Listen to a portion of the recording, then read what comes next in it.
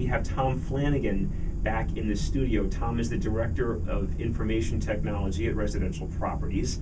And in addition to his duties at Residential Properties, Tom is also a frequent guest speaker at national events, local events, has been interviewed in Providence Business News. He writes a technology column for Inman News, which, if you're not involved in real estate, that is basically the real estate Bible of information. If you are an accredited person with Inman News, that is the technology and real estate portal for the world. And Tom has been brought up through the ranks there because, quite frankly, he knows what he's doing and has a nice way of delivering it. So, good morning, Tom. Good morning. Thanks for having me. Tom has literally changed the way that I do business as a realtor.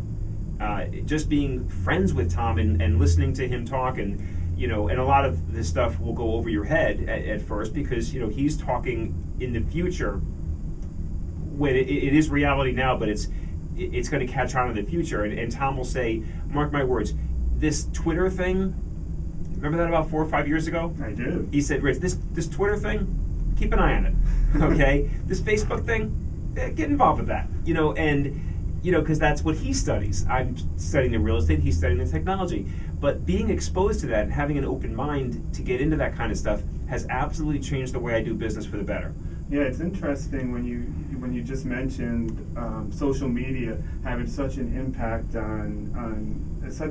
social media having such an impact globally, and it's been really interesting. Every time that I think Facebook or Twitter kind of plateaus or hits a wall, it just seems like it gets bigger and bigger, and there's such a global need for communications and people interacting online.